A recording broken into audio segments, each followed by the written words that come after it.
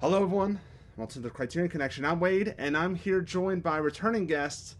You haven't been here since October 2020 when Parasite came out on Criterion. Yeah, that's true. Diana from Giallo the Month Club.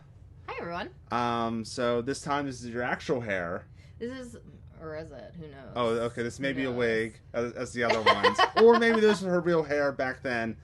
But last time you were here, we did the Academy Award nominated Parasite. They also won. We're doing the 2021 nominated. They didn't win, sadly. But the nominated Worst Person in the World. I chose you for this film because you saw it. I'm not the worst person in the world. I thought that's No, where you're going no, with no, that. no. I You did see it. I you saw it saw last this- year. Yeah, what festival was it? I saw it after it was out of festivals. Oh. I think. Oh, it was limited theater at the time. Yeah, I can't remember because I saw it last fall, and it got a little bit of a distribution back then. So it was on my 2021 year-end list. Yes, it was on there, which is on our YouTube channel. Mm-hmm. But that's why I picked you. And also I saw your letterbox review, and you're like, I feel this in every molecule of my body, or something like that. So I'm like, okay, and announced it, and I was like, we gotta get you on the show and do this. It's also Yeah. been like almost 2 years since you've been on the show, Yeah. which is crazy. And they announced it quick. Yes, It's very new. yes, and Very they new. also, by the time this airs, it's either coming out next week or it's already out this week. Ironically enough, the person who won the movie that won the best foreign picture is also getting a Criterion release, Drive My Car. Nice. So it's kind of funny. But yeah, this Those is fun a movies. this is a Norwegian film. Mm-hmm. It is directed by I'm going to read it here, so I don't if I mispronounce it. Johan Sorry, Trier. Johan Trier. There you go. And it stars God. Renate Resver and Anders Danielson Lee and Herbert Nordrum. It's basically just those three. Yeah. Yeah, she plays Julie. Anders plays Axel, and oh gosh, what was his other name? Ivan. Ivan is the other player in this romantic web of just her story. It's basically her story. They didn't cheat though. They did not cheat. They did not cheat. They did not cheat. I was like, oh, they're going to, but they did not. It basically follows her. I believe. Through what, 4 years of her life? Yes. It's all divided in chapters. It's 12 chapters, one prologue and one epilogue, the tail ends of it. And that's pretty much, we follow her life through her relationships. Mm-hmm. I believe in the beginning she's already in a relationship, or she's kind of like in between people, and then she meets Axel, and that's the story right there. Well, she meets him and then meets someone else, and then their relationship sort of fizzles. That's a good word for it. Fizzles. There's a lot of tension, and it's very real, man. Very, very real. What ages is it? It's not like 4 consecutive years, right? It's like probably like 21, 25, late 30 or late 20s, I believe she's 30. I believe she's pushing 30. Okay. Because in the middle she has her 30th birthday. Okay. So I think it's like within a few years of her life. Yeah. Like either way, late 20s, early 30s. Basically a millennial. If it has the plight of a millennial kind of thing, of like, not really, I guess it's universal, but it's kind of like, the indecisiveness, the just the web of like, well, she's options. learning herself. Yes. Learning her likes, her dislikes. Who isn't? I mean, and Yeah. if you're not, then like, are you even a person? Yeah. And also deals with like,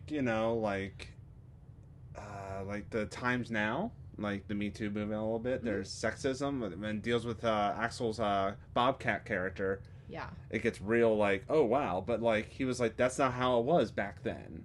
Yeah. It's kind of like a rediscovering the world in a sense for some characters, especially Axel near the end. Yeah. Yeah, you're saying when we briefly chatted before we started filming about this, because I like to go in into this fresh and just see what your opinion is without, prior knowledge. And you're like, it's sad. And I was like, is it sad? And, and are we doing spoilers here? Spoiler alert. Okay. Spoiler alert. Spoilers. There you go. When a character is dying of cancer, Yeah. that's sad, but it's real. Like, that's... Yeah. Well, yeah, it's real because it's sad. When he sad. says stuff like, I had no future. Everything else I'm looking back. It's not even nostalgia and stuff like that. It's like, I feel like did I waste time? And it's like, oh boy. Their scenes were so good. Yes. That the tail end, probably the last 40 minutes, like the last few chapters, is the meat of it. I mean, there's a lot of growing stuff. Of course, she's tripping on mushrooms at one point, and she's naked, and she has like flab, stuff like not just flab, but just kind of like she's like has the body of like an 80-year-old. Like she's tripping out and doing all these things, but then it gets real at some point when you meet. I do like the pacing of the film a lot. Yeah, I love the pacing. The pacing's great. I think it fits perfect. I like in the middle that it kind of like the detour and show you Ivan's story before his previous relationship leading into the bookstore he meets Julie. I like how we take a little detour, like a little break from her a little bit. And it's just, I love the soundtrack and the score of it. It's very kind of like, especially the beginning, they have like this kind of like French new wave kind of feel. I love like when they're like her and Axel in the beginning are like in bed, and the camera does like that. What do they call it? Like a spotlight kind of like shot where it's black around, but it's like on them and it closes. So old school. Yeah, very old school. It's based in realism, but then when there's the scene where she's going through the city and everyone's frozen and she's running through, it's like very like whimsical and like kind of fairy tale-esque. It's so good. Yeah, so good. Those dream sequences I liked a lot because I feel like that's where the cinematographer could stretch out a little bit, have a little fun with it. Different techniques. It's I mean, it's hard to really talk about the film and not give away too much of its journey. Did you feel like it... So I know you like the pacing, so I'm assuming that you did not feel like it was too long. No. Okay, I didn't either. I didn't. It's only it's 2 hours, but you're like kind of engrossed in their relationships. Yeah. That you're like, it could be cut down a little bit, maybe. I love the side characters, the boyfriend, and just people that you meet along the way, and the scenarios that she's put in, and I wish it was longer. I don't know. Not that I wouldn't want a sequel, but I'm very interested in seeing like what was cut, just because I want more of the story. Yeah. She is not the worst person in the world. She's not. She's just a person. Maybe in her world, she is. She thinks she is, maybe. Yeah. One of my favorite things is about her as a character. She is a flawed character. Yeah. But you're still kind of rooting for her. You're still rooting for her throughout the whole movie, even though she can make really dumb decisions, but not a lot. Not really dumb decisions, more of like tempting decisions. And sometimes she falls for it, sometimes she doesn't. And it's just, she's human. Yeah, she's making human decisions. I mean, movies these days, some characters don't feel human. They feel like kind of like synthetic. This one feels authentic.